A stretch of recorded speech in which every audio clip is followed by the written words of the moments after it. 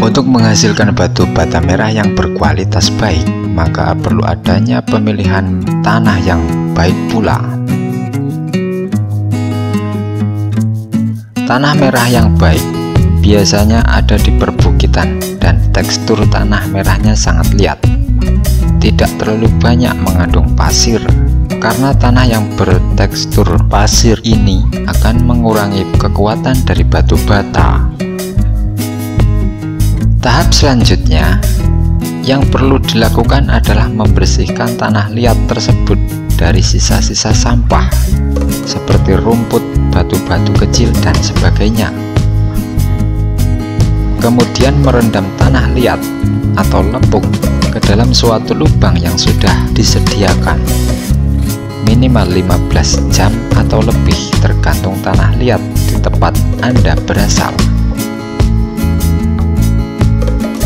Setelah itu tanah tersebut harus dihaluskan, bisa menggunakan cangkul atau mesin penghalus tanah.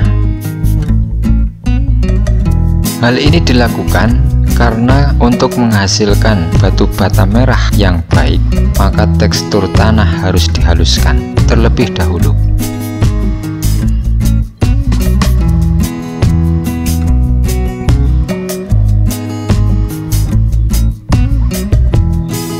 Kemudian lumpur tersebut atau tanah lempung tersebut diletakkan di atas meja cetak. Setelah selesai, kira-kira 15 jam kemudian, bahan baku pembuat batu bata merah tersebut siap dicetak. Dan jangan lupa untuk menaruh sedikit abu di cetakan agar tidak lengket. Bila tanah liat tersebut sudah berbentuk persegi seperti batu bata, maka kita bisa melakukan pengeringan. Tahap pendinginan bertujuan agar batu bata cepat kering. Bisa dilakukan dengan cara menumpukan bata yang masih berbentuk tanah tadi dengan memiringkannya. Lalu jika sudah kering, tahap selanjutnya menyusun batu bata dari kilang tempat produksi ke dapur pembakaran. Kemudian tahap pembakaran. Pembakaran batu bata ini adalah langkah penentuan di mana kita bisa dikatakan berhasil atau kurang berhasil. Dikarenakan pada tahap ini akan dilakukan pembakaran di dapur tempat kita bekerja dan biasanya memakan waktu yang cukup lama. Tergantung banyaknya batu bara yang kita bakar. Tahap-tahap pembakaran batu bata mentah. Langkah selanjutnya setelah batu mentah yang sudah kering disusun di dapur pembakaran yang sudah disiapkan. Setelah itu, kita juga harus menyiapkan bahan bakarnya seperti kayu, atau bisa juga dengan sisa olahan padi atau disebut dengan merang. Namun sebelum digunakan merang-merang ini perlu dikeringkan terlebih dahulu agar mempermudah pembakaran. Lalu kita tinggal melakukan tahap pembakaran dengan cara memasukkan kayu tersebut ke dalam lubang di bawah susunan batu bata tadi. Kemudian kita masuk ke tahap membuat dinding di sekeliling susunan batu bata tersebut.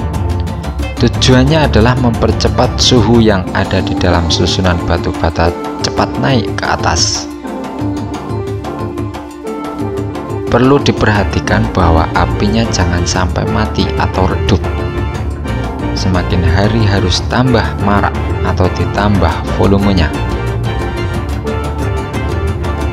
Tahap penutupan lubang api bertujuan agar hawa api tidak keluar.